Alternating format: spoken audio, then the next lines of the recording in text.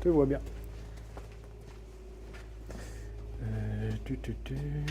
Pour le fameux 845 qui a 30 ans, je sais pas quel âge. À un moment donné, on compte plus. Coupe batterie parce qu'il a déjà failli brûler.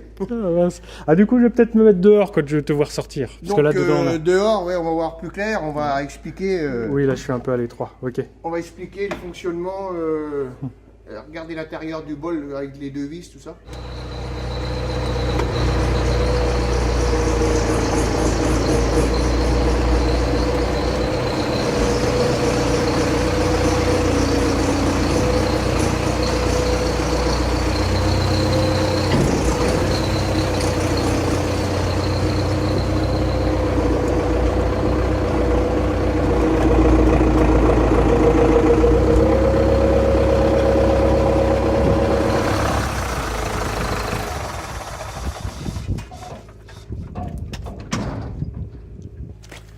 Donc là, les bâches, c'est des bâches qui attendent pour être recyclées.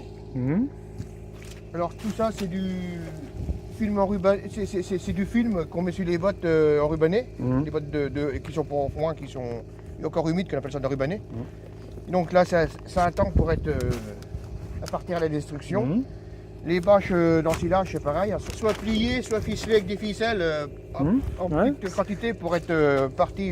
Ouais, c'est la filière Adi Valor qui envoie ça. Ouais, qui prennent ça. Ouais. La pesée. Donc ton bol qui est derrière le tracteur, ouais, il est géré là. Il est géré par le boîtier. Donc marche. Bonjour. Et là il y a 0. Il y a 10, donc on appuie sur le bouton 0. Tu fais ta tare, ok. Voilà, ça finit de biper, 0 est allumé, donc maintenant on peut charger.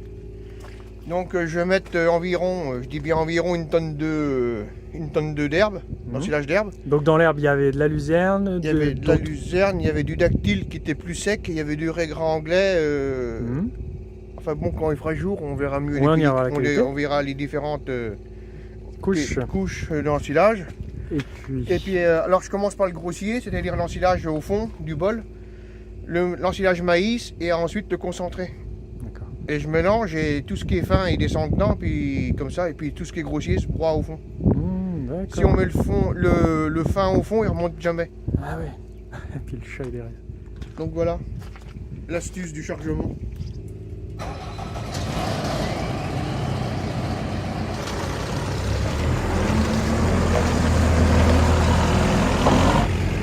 Là, il utilise le télescopique, un Manitou, avec un godet décileur spécialement conçu pour trancher la matière d'ensilage qu'il veut. Et lorsqu'il veut prendre des bottes de foin qui sont ici stockées et des bottes de paille qui sont stockées derrière, il utilise un tracteur avec une fourche et des pics.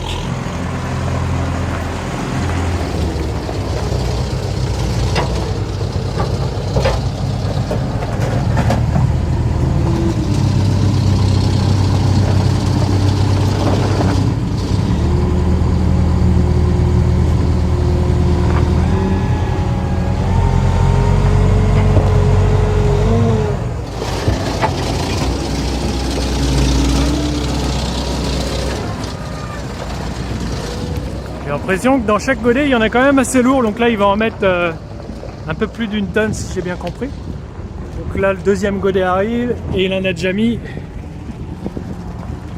380 avec le premier.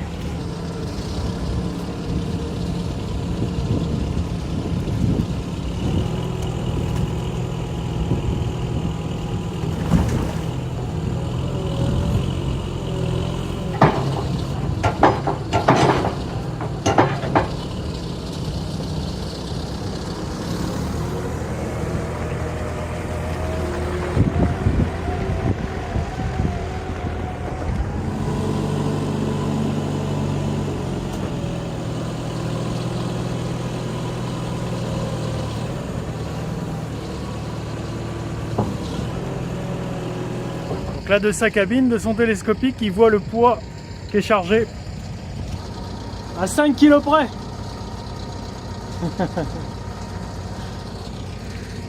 Il est trop fort. À 5 kg près, il a une tonne de sang qu'il voulait. En 3 godets. Ni plus ni moins.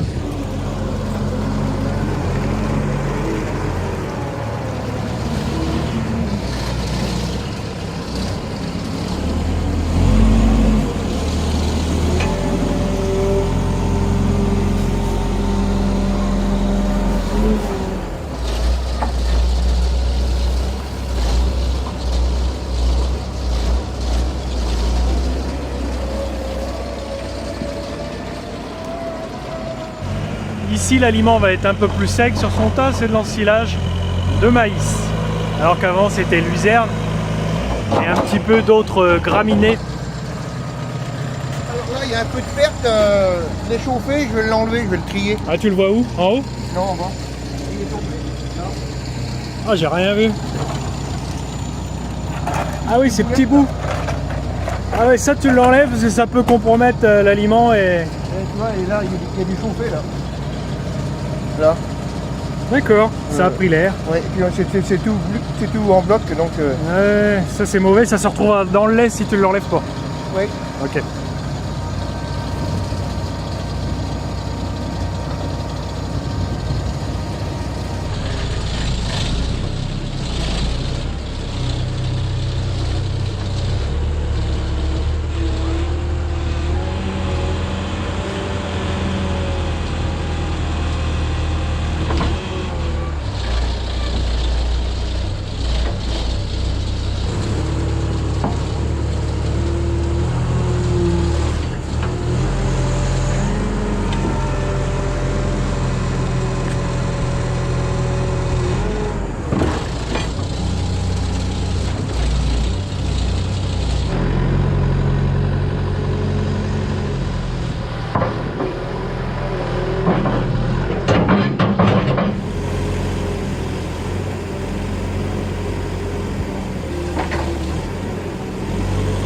Là, ensilage d'herbe plus ensilage de maïs, on approchera des 2 tonnes 900, c'est l'objectif de Jean-Bernard.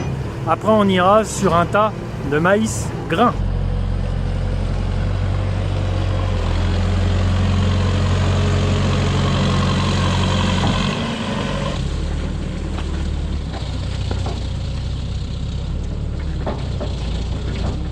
C'est du maïs grain.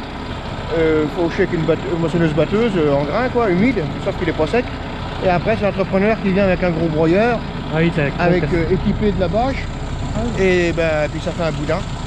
Il faut que tu l'aies entreposé en remorque, quelques remorques te suffisent pour... faut que tu les gardes. Là on a mis 3 remorques. Ah ouais. Et ben, ça fait après avec sa machine ça fait le boudin. Puis... Il faut avoir les remorques en attente, prêtes pour lui quoi. Ben, disons que il faut que l'entrepreneur soit prêt à venir pour faire le boudin, parce qu'il faut pas que le maïs chauffe. Hein. Ah oui, en plus, oui, vu qu'il est humide. Il faut tout programmer. Mais du coup, là il va être humide, il est en condition anaérobie aussi, c'est en espace fermé. C'est un peu comme un ensilage en fait. Alors j'ai eu un souci cette année. Mince. Ah oui, un gros souci. Les pieds et les corbeaux sont venus attaquer le... Bon, on le voit là. Ça va, tu le prends avec la rigolade, mais ça doit pas être terrible. Parce que là, tu perds. On a mis du collant. Ah oui. Et du coup, ben, j'ai pris des filets ensilage que j'avais en stock. Ah, j'ai mis dessus pour pas que les pieds et les corbeaux continuent à me le déchirer. Ah oui, dis donc, faut avoir l'œil, sinon bah, ça te fout en l'air tout le lot quoi. Ah bah là, c'est que des trous partout après. Ah dis donc. Alors, à force de mettre du scotch, j'en ai eu marre. Alors j'ai remis un filet d'ensilage qui sert à protéger les bâches que j'avais en stock. Et puis avec des pneus, puis c'est ça la protection. Ah bah les pies corbeaux comme tu dis, ouais, bah ils venaient manger quoi. Et jamais ça m'est arrivé. Alors, là, ah ouais, ils avaient faim. Et quand ils font le boudin, ils ont une règle, une réglette, et ils posent la réglette, il faut pas que ça fasse plus de 44 cm. Ouais. Sinon, ben, la bâche elle explose. 44 cm en...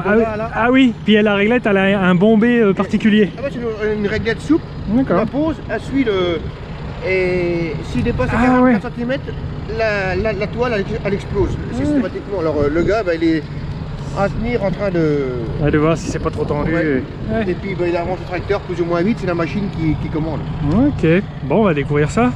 Et là j'ai mis un conservateur dedans parce que vu que j'ai pas beaucoup de vaches, si j'avance pas assez vite il se perd. Alors au lieu d'avoir de la perte, j'ai préféré mettre un conservateur dedans. Tu le mets dans tout le lot ou juste la partie exposée? À la machine. Il a un incorporateur, puis ça se met avec... il met le produit avec de l'eau mélangée, puis ça part avec le maïs. Donc moi je suis maniaque. J'ai ouvert côté est, parce que côté ouest c'est les vents dominants. La première année, les vents, l'air rentrait dedans, puis j'étais chocolat. Donc maintenant je l'ouvre côté est, et puis je remets les pneus, puis là-bas je peux pas que l'air rentre. Bon, tu dis que tu es maniaque, mais tu es aussi, moi je dirais, pragmatique. Voilà. Donc même système. Le trésor. Les boches derrière toi, David. Ouais. Ben, ils iront aussi au recyclage, donc j'en fais un tas, puis à son ficelet, puis tout est recyclé.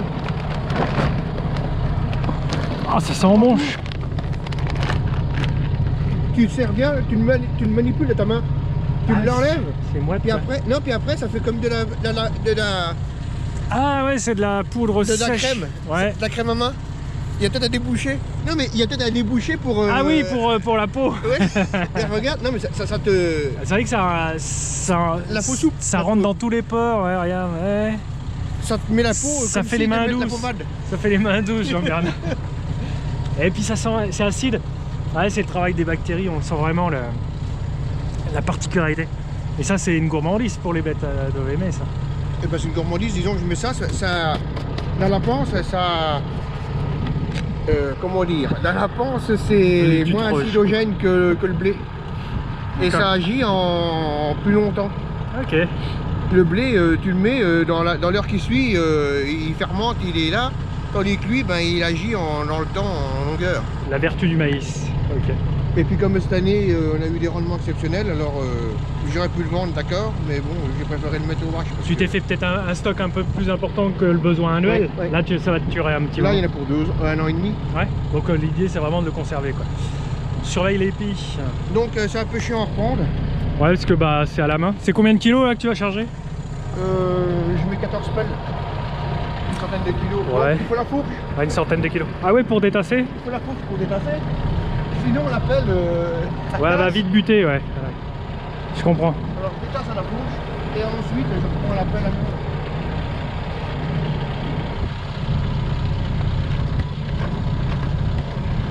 Quand on détasse pas, ben, ça pète la douille, là. Trop de force, Jean-Bernard. Ça pète la douille et puis tu arrives à casser la pelle.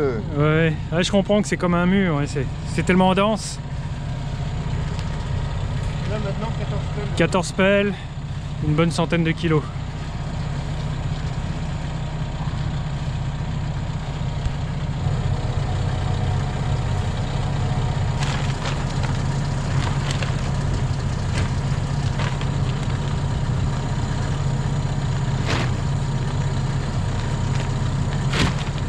Serre fermée, on va mettre du sel là-dessus, on va revider ça dans le bol.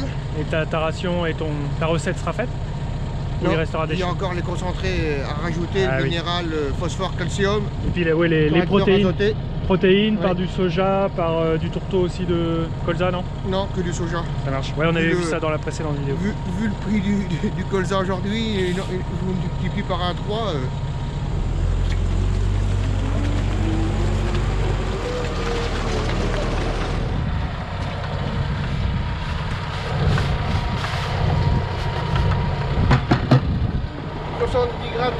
De sel par jour par vache.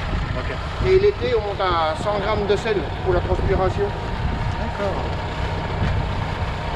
Et là j'essuie le seau parce que le sel il fond et c'est chiant, ça tourne en eau. Ça fait à la flotte. Comme le maïs il absorbe, comme ça fait un seau sec. Voilà. Ok. Moi je mets ça dans le bol, après on enlève les reflux, les vaches pour remettre au génisse. On va expliquer tout ça en chargeant. Les protéines après? Et après, je recharge le bol pour remettre aux vaches. Mais avant, j'enlève les reflux des vaches. Ah oui. Mais tu mets pas les protéines, tu mets pas le soja maintenant? Okay. Non, mais après, j'enlève les reflux des vaches. Là, et puis oui. Que l'eau soit propre pour remettre du frais. Ah, d'accord. J'ai pigé. Ouais.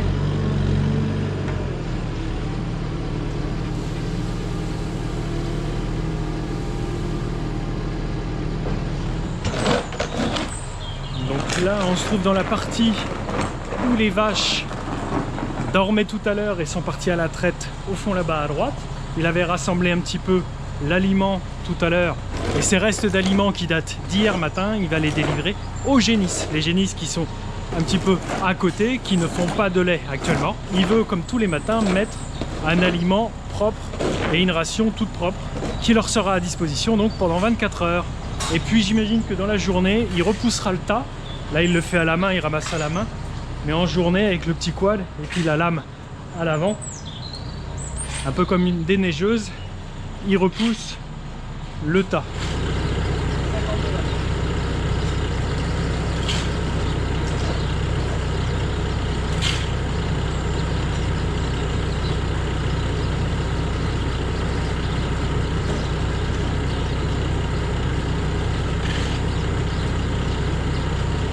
concerne le foin, alors je mets un peu de foin à disposition bien mélangé.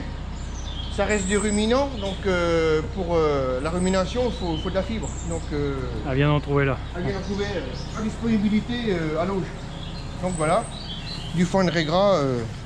Et j'ai une place par vache à l'ensilage. Et ici, tout là. Ouais. Toute la longueur. Et en plus, elles ont ça à disponibilité. Elles y viennent ouais. Naturellement. Et si j'ai une vache à faire asséminer, maintenant l'après-midi, que je suis pas là ou quoi que ce soit, qu'il faut la refermer, et ben j'ai une barrière. Une autre barrière sur l'air paillé, la vache je la bloque ici. Ah oui, dans cet espace à côté. Cet espace là, et puis comme ça, bah, elle reste là, elle reste là l'après-midi s'il faut la faire asséminer. Puis... Et tu me disais, je passe à autre chose maintenant, tu pourrais l'enlever avec un engin motorisé, oui. Mais tu préfères faire ça à la main, pourquoi? Eh ben parce que tout ce qui est céréales, tout ce qui est fin, quoi, ça se colle le long de l'auge dans l'angle. Ah ouais, l'angle. L'angle qui est ici, ça se colle. Et au tracteur, eh ben, on n'arrive pas à venir là au propre, alors je le fais à la main. Oh, d'accord, sinon si tu fais pas ça propre... ça colle, ça va venir là, une épaisseur, là, puis les vaches ne mangent plus, puis okay. C'est comme une assiette non lavée, quoi. C'est des petits détails qui peuvent être importants si on les fait pas... Vu la qualité du lait qu'ils demandent aujourd'hui, strict... Alors ouais, ce matin il en reste parce que bon, elles sont parties dans du colza foragé, pâturé l'après-midi. Ouais. Et à première vue, elle mange plus de colza que je prévois, donc il va falloir que je baisse la quantité d'ensilage pour demain. Ouais. Ce matin c'est fait, et pour demain... Généralement il y a moins de reste que ce que l'on vient de ramasser, il y en a un petit peu moins. Il y en a un petit peu moins. Alors je travaille avec des refus, ça s'appelle des refus. Je travaille avec parce que je préfère mettre moins de concentré dans la ration, plus d'ensilage. Et puis avoir du refus, mais au moins... Okay. Et comme ça, bah, elle mange en volonté. Et la ration me coûte moins cher. Parce que bon, quand on aura tout fini le travail, on regardera le prix du lait payé, vous verrez que... Ouais.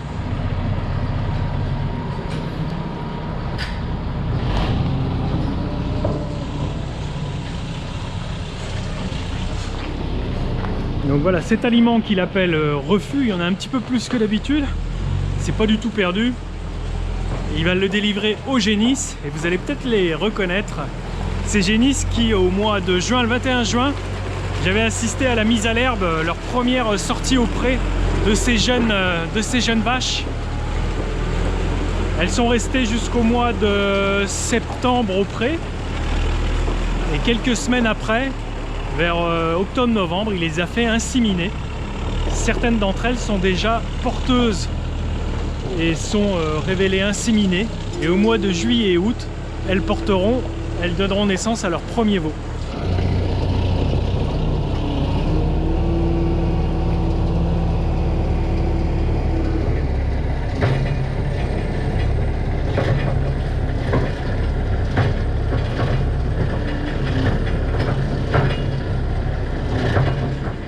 Donc concentré. Le concentré c'est mis matin et soir. L'ensilage mis que le matin. Là, je vais égaliser l'ensilage pour que tout le monde ait à peu près les mêmes quantités. Il y a une place en trop, je ferme la place.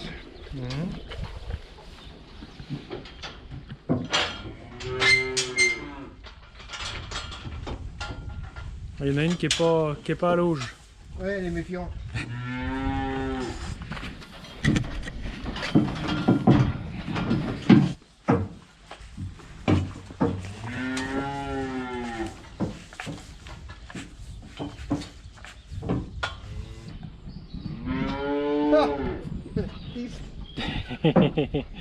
Il a l'air un peu pâteau. Aminou. C'est les génisses de cette année. De cette année, qui seront mises au pré au mois de juin, comme on avait fait l'année dernière. Donc là, il renouvelle son cheptel avec les 11 génisses qui vont rentrer en lactation durant l'année. Et puis qu'on avait mis à l'herbe l'année dernière. Et en prévision de l'année prochaine, voici les prochaines génisses qui elles sont donc un an plus jeunes, qui seront mises à l'herbe au mois de juin prochain et qui auront leur premier veau l'année prochaine. En théorie. En théorie, voilà, ça se passe pas tout le temps. Des fois, il y en a qui sont infécondes. Ça m'a déjà arrivé. Et qui ne feront jamais de veau. Là, je mets du foin pour que elle mange du grossier avec avec de la céréale aplatie, sinon ben, ça risque de mettre le rumen en l'air de... Ah oui.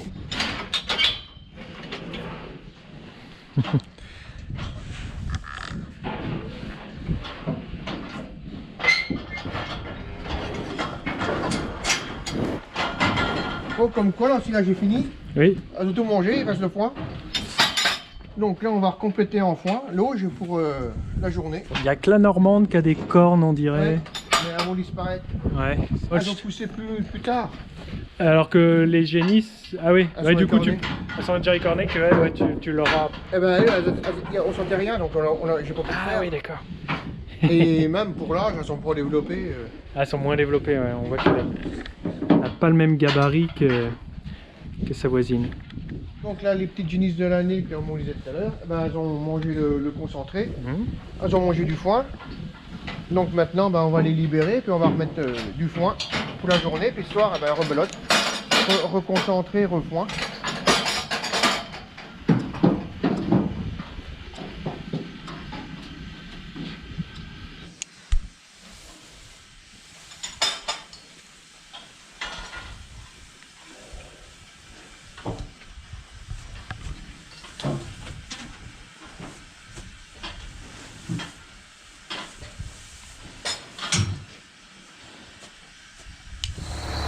Donc là, il a porté le bol avec les précédents aliments dedans et il rajoute les concentrés par une petite vis qui sort de son hangar et qui fait tomber ça dedans.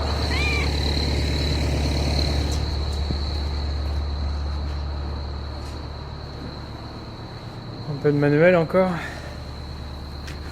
Je prépare pour ce soir. Ça sera juste pour les génisses. Oui.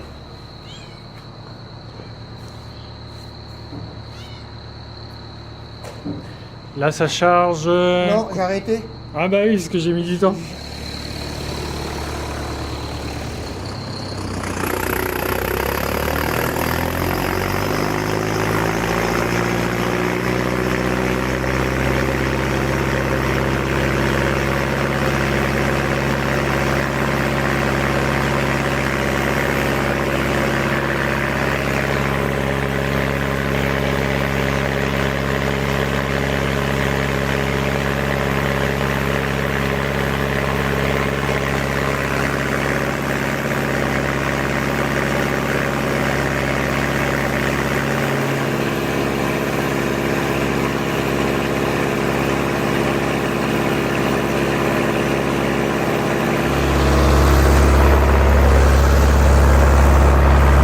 Occupe un petit peu le tracteur, on est sur 80-90 chevaux, derrière il n'y a pas loin de 3 tonnes d'aliments à mélanger, humides, et ça prend quand même une résistance, on sent que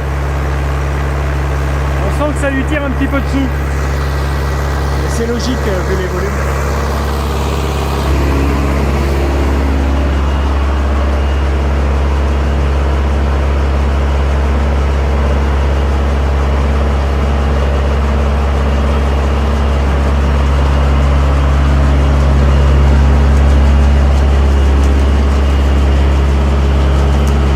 Donc là, sur chacun de tes petits silos, tu as une pesée intégrée sur chacun, tu sais ce que tu mets.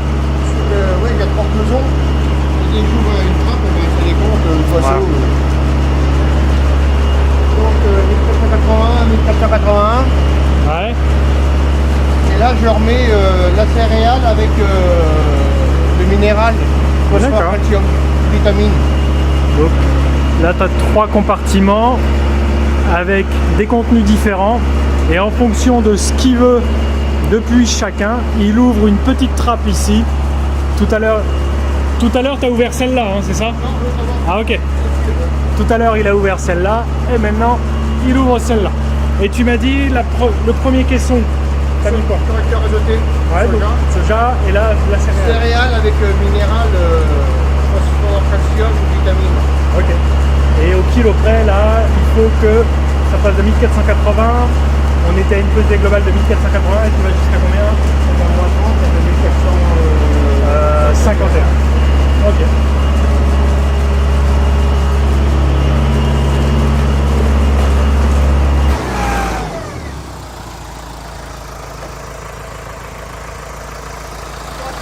Hein 3 tonnes. Ah ouais, 3 tonnes. Et c'est ce que tu voulais? Ouais, bah ouais. Ouais, voilà, il voulait 3 tonnes. À 45 kg près. C'est bon.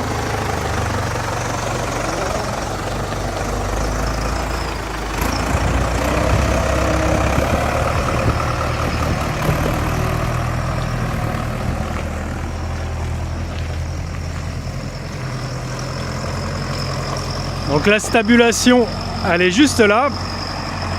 Il a une cinquantaine de mètres à faire. Et avec le bol, il va distribuer lentement la ration journalière à l'endroit où on a enlevé les refus tout à l'heure.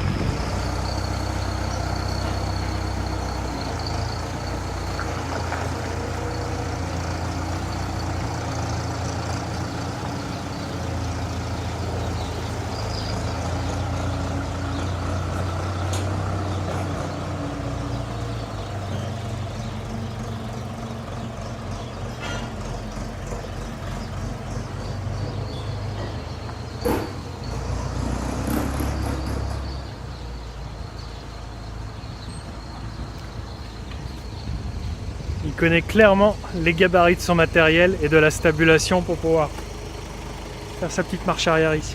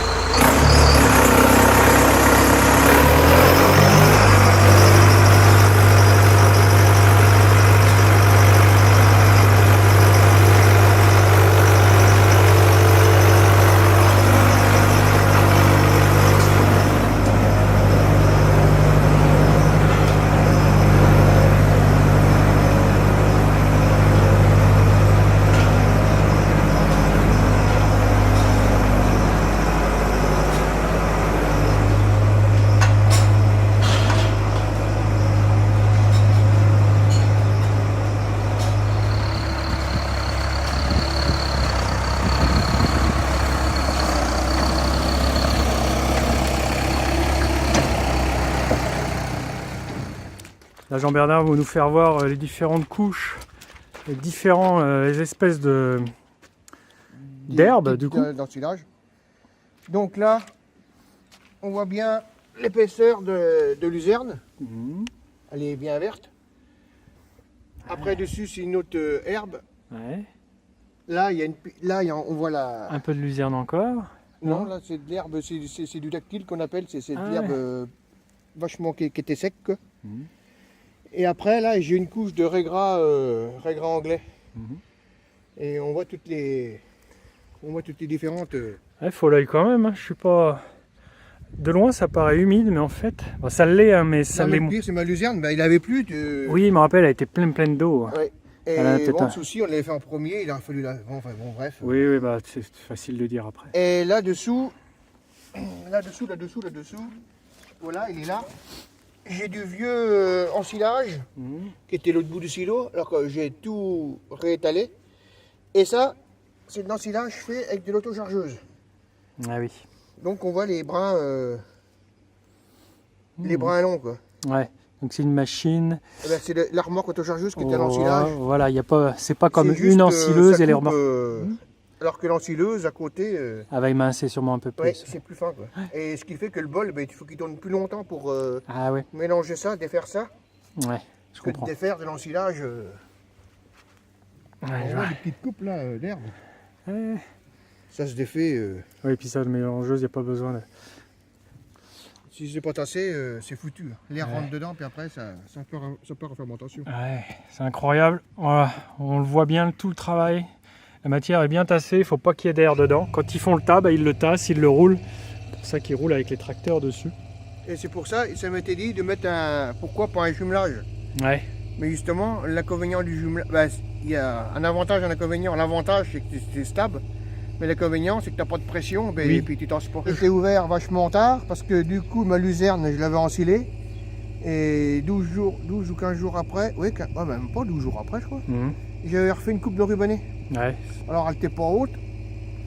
Et du coup, c'était là, c'était vraiment presque pas de correcteur azoté, la ration est équilibrée. Ah ouais. Et donc tu as d'abord consommé les enrubanés. Les enrubanés, et oui, parce que ça ne se conserve pas, parce que j'avais déjà de la perte. Vu que c'est de la luzerne, eh ben, elle était fibreux. Le film... Ouais, il était pas bon. Ouais, alors du coup, j'ai utilisé ça en premier, et j'ai ouvert le silo, et j'ai attendu de faire quelques mètres pour prendre un échantillon qui soit homogène. Et c'est pour ça que vous voyez que de toute façon, ça va pas avancer beaucoup.